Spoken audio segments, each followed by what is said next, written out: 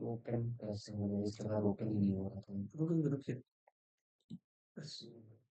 Hello बच्चों, नमस्कार दोस्तों।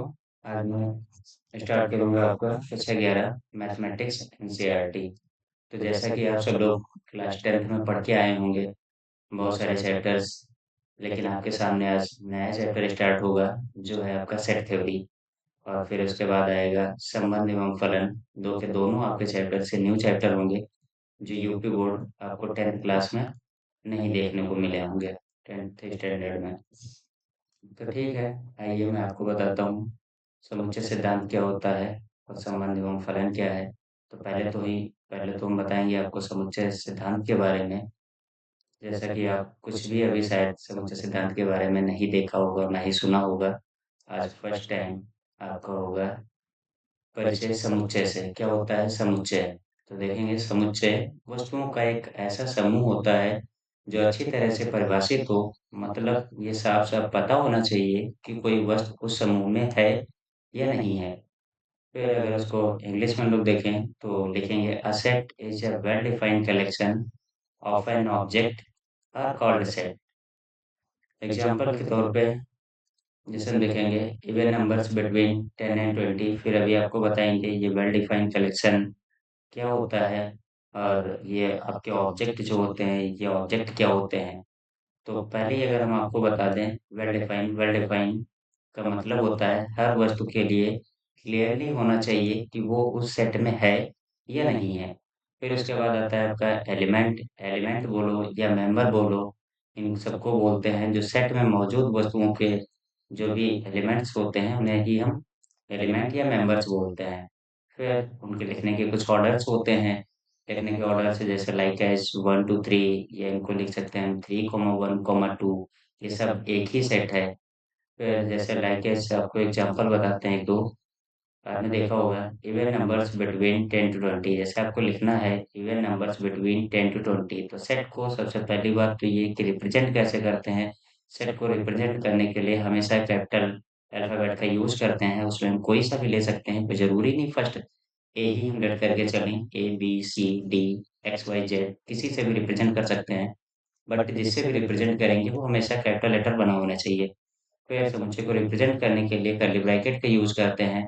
कर्ली ब्रैकेट के अंदर कुछ एलिमेंट लिखते हैं। जैसे आपका एग्जांपल लिखा हुआ है इवन नंबर बिटवीन 10 to 20, 10 और 20 के बीच की सभी इवन नंबर्स आपको लिखनी है। इवन नंबर्स मतलब सम संख्याएं। तो 10 और 20 के बीच की सम संख्याओं की बात करी तो वहां पे 12 आ जाएगा हमारा, 14 हो जाएगा, 16 हो जाएगा, 18 हो जाएगा।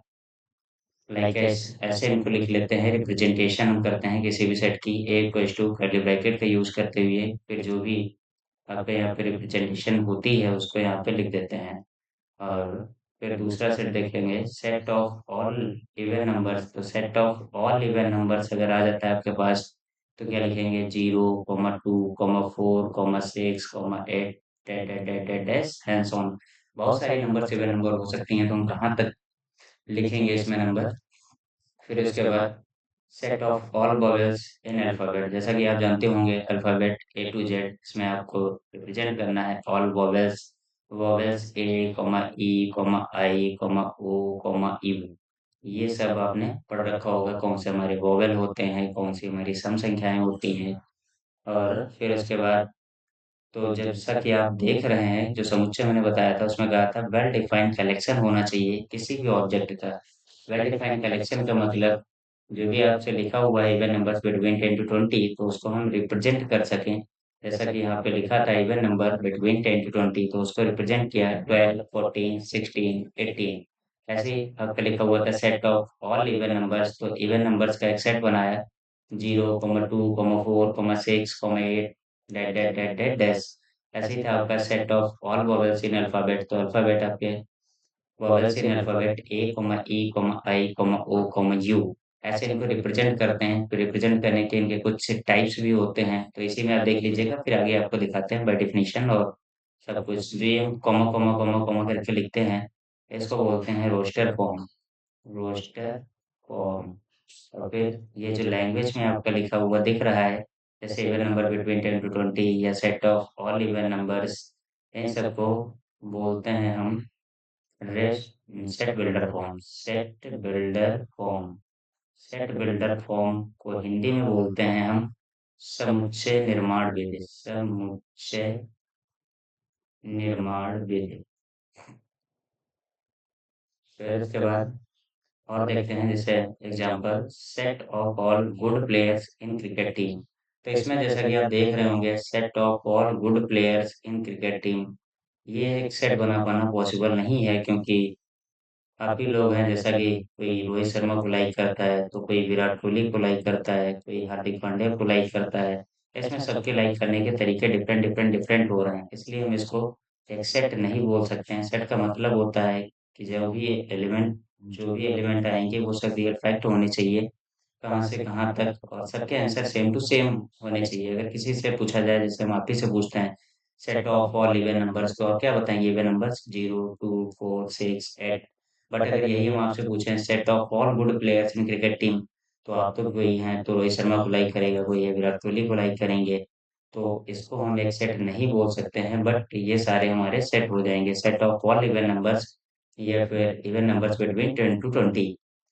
उसके बाद फिर चलते हैं कुछ और आपको बताते हैं कि रोटेशन कैसे होती है, कैसे हम रिप्रेजेंट करते हैं सेट को। सेट को रिप्रेजेंट करने के लिए, जैसा कि आपने देखा होगा, यहाँ पे बताया था ए इक्वल्स टू कर्ली ब्रैकेट का यूज करते हुए जो भी एलिमेंट होते हैं वो कॉमा कॉमा कॉमा कॉमा करके लिख दिए जाते हैं। ऐसे ही इनको हम रिप्रेजेंट करते हैं, जैसा कि आपका एग्जाम्पल में लिखा हुआ है, ए इक्वल्स टू 1, 2, 3, 4, 5 कर्ली ब्रैकेट के साथ इनको हम लिखते हैं। फिर चलते हैं रिप्रेजेंटेशन ऑफ सेट। जैसा कि पीछे आप देख के आए हैं, उसको दिखाने के दो तरीके होते हैं। पहला होता है रोस्टर फॉर्म। रोस्टर फॉर्म कौन सा बताया था आपको? जो कॉमा कॉमा कॉमा करके लिखा जाता था, जैसे 2, 4, 6, 8, इसको हम बोलते थे रोस्टर फॉर्म। फिर वहीं पे set builder form. Set builder form में जैसे लैंग्वेज में लिखा हुआ था, natural number, set of all natural numbers, इसको सेट बिल्डर फॉर्म को हम ऐसे रिप्रेजेंट करते हैं। और रोस्टर फॉर्म को comma comma comma curly bracket के अंदर लिखते हुए लिखते हैं। ये हो गए आपके रिप्रेजेंटेशन के दो तरीके। पहला वाला होता है रोस्टर फॉर्म को कॉमा कॉमा करके लिखते हैं। सेट बिल्डर फॉर्म को लैंग्वेज के टाइप से लिखा जाता है, जैसा कि ये देख रहे होंगे आप एग्जाम्पल में लिखा हुआ है, एक्स सच दैट एक्स एक सम संख्या है और x less than equal to 10। ये तो कोई भी कंडीशन, जैसे यहाँ पे आपकी बनी हुई है एक्स लेस देन 10, तो यहाँ पे कोई सी भी कंडीशन हो सकती है अकॉर्डिंग टू योर क्वेश्चन। फिर चलते हैं नेक्स्ट, क्रमिक युग्म एवं कार्तीय गुणनफल क्या होते हैं, ऑर्डर पेयर क्या होते हैं, कार्टेशियन प्रोडक्ट।